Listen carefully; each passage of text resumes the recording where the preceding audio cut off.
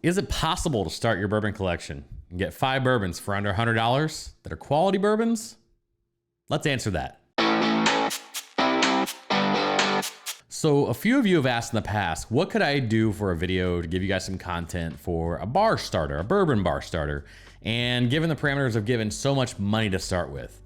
Well, it just so happened yesterday I was watching a video from Jason of Mash and Drum. One of his subscribers actually put out to him, hey, can you give me a list of 5 bourbons you'd buy where the total wouldn't be more than $100? And that got my mind going quite a bit. So that's what we're gonna dive in here today. Now, I need to give some of the obvious disclaimers here. The prices in my area may not be exactly the prices in your area, so please don't get hung up over a couple bucks one way or the other. I went off what I could find at Total Wine or what I know my local establishments have this for. Maybe yours is slightly different. I apologize for that. Also, availability may be slightly different in your area versus mine. So go with me a little bit because there might be some easy substitutions, which I'll mention a couple of those right in the content here. But for the most part, we're gonna jump right in, and I'm not gonna make any of the surprises right away. Some of these things will be pretty obvious to you. So let's get started. I had to start off thinking, okay, what would you guys definitely say expect to be on this list because of videos I put out and things of that nature. So very old Barton 86 is absolutely on my list. Coming in at $13, I had to start off with some value that I felt was going to not only give you some decent flavors in there, we're gonna get a little bit of spiciness. You're also gonna get some oak because it's a Barton product, believed to be something that might've been akin and potentially into the 1792 vat, but didn't make it. So we had to give you something where I started off and saved a few dollars because staying under $100 here is not gonna be really easy. So an alternative here, if you don't get the 86 proofer in your market, is the 90 or the 100 proofer. You may get those in your market. They may be $1 or $2 more. So again, that's where I talk about at the top of the video. We may not exactly have a 100% lined up list here, and you may go your list when you look at it and go, which available maybe $107. Again, apologize for that. I can't do too much about that because not everybody gets everything. But very old Barton 86 was exactly where I'd start. It's a great sipper. It's also so versatile. You could throw it in cocktails if you decide that you want to make some cocktails for some friends and not feel bad about it at all.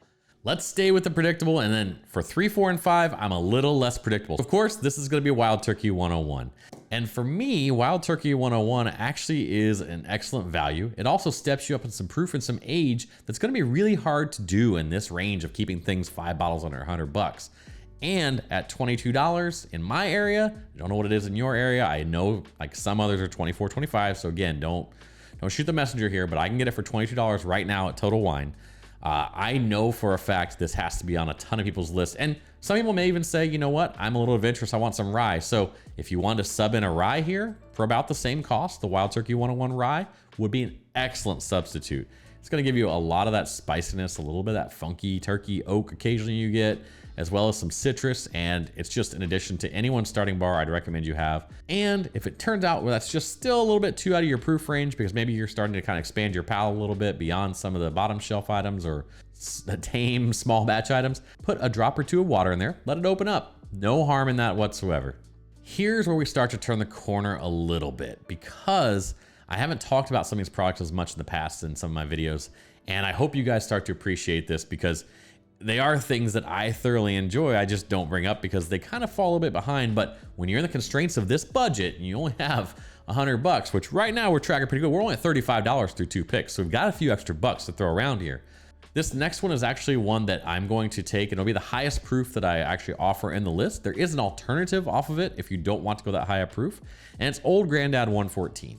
Now, why do I bring in a little higher proof here? Because I feel like if you're starting your bourbon bar, you really want to absolutely stretch your palate a little bit.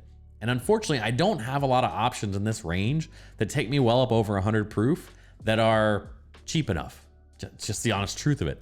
So Old Grandad, while it might have some rough edges on it, is 114 proof that I think gives you a good introduction and says, here's what some of the extra proof will actually do for you. If you don't want to take that risk and step up to 114 proof, you say, Nate, I still want to stay back in the pack a little bit. Old Grandad Bonded is about $4 cheaper because Old Grandad 114 is at 28 bucks or so. And the Bonded comes in around $24 to $25. So if you really want to stay back and not test yourself out on that proof right away, it's actually a pretty good way to go as well to do the Bonded. But I'm going to recommend you jump up to the 114. Again, just like I said on the Wild Turkey 101, if it's just too much proof for you, you can always throw a small ice cube in there, or a large rock, actually, preferably. But you could put one single cube in as well, or drop a few drops of water there and have it open up.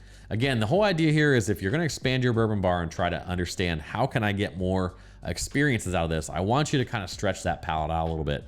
Well, again, we're still trying to keep it pretty under 100 bucks here, so that's pretty tough to do. So number 4 on the list is going to be Benchmark Small Batch. Now, I'm going to show you some B-roll in a minute. It's going to be the Benchmark Full Proof. I happen to realize I don't have a Benchmark Small Batch right now, and it's kind of a hole. I probably should have put it in that whole shopping list video I was doing a while back, because I think the Benchmark products, while not going to be as refined and as kind of elevated as some of the other products from Buffalo Trace line, do give you those little heritage notes as to what's going into some of those more aged or possibly more refined product that you get in like things like Buffalo Trace, things like Stag. I'm not going to tell you that the Benchmark Full Proof is Stag Junior. It's not, but there is some DNA there that you can tell they link up. I think also what you get with the Benchmark Small Batch, again, you might be seeing the B-roll here previously that I'm showing you full proof, but I don't have a bottle of Small Batch. I apologize. Is that same kind of experience of stepping you into the world of Buffalo Trace and helping you understand, is it worth going after? I did think about being controversial here and saying, let's put Buffalo Trace in. Because if you do see it drop at a Costco, which happens quite a lot nowadays, it is $19.99. We can call it 20 bucks. Whereas the Benchmark Small Batch is $17. So if you want to make possibly a substitute and the dollars work out in your favor here, I would say sure, if you run across a regular Buffalo Trace, that could be a possible sub out for this Benchmark Small Proof. But again, $3 is a lot when you're trying to stay under $100 for this budget. So that's subject to whether you do find it that, because if you find it in the store, it's going to be Buffalo Trace is going to be 25 bucks, and it's going to start to blow our budget really quick here. So Benchmark Small Batch gets you into that Buffalo Trace line, helps you decide, do I even enjoy this? Do I like going on this path? Probably the better way to go, but if you happen to have a Costco membership and a Buffalo Trace is available for you at 20 bucks, that is another way I'd pivot here, again, for a few dollars difference. All right, so bottle number 5 is one you probably have not heard me ever talk about. And it's not that I don't think it belongs in some of the other lists we've done and things of that nature. It's just I've never been constrained by a price necessarily to kind of make sure I fit things in, right? And at this point, we're looking at our budget and we've got about $18, $19 left. And that's pretty hard to kind of fit something in at that point. So there was one thing, as I looked at the bottles I have, Evan Williams 1783. I think this one goes overlooked because you have the lower end Evan Williams products and you have the Evan Williams white label bottle and bond. And the 1783, if you never have picked it up and tried it, is actually a very nice product. For my money, it punches above its weight for actually what it is. It's 90 proof, but it actually tastes a little proofier, but that's not off-putting in my mind. Also has a nice sweet beginning to the front part of the palate.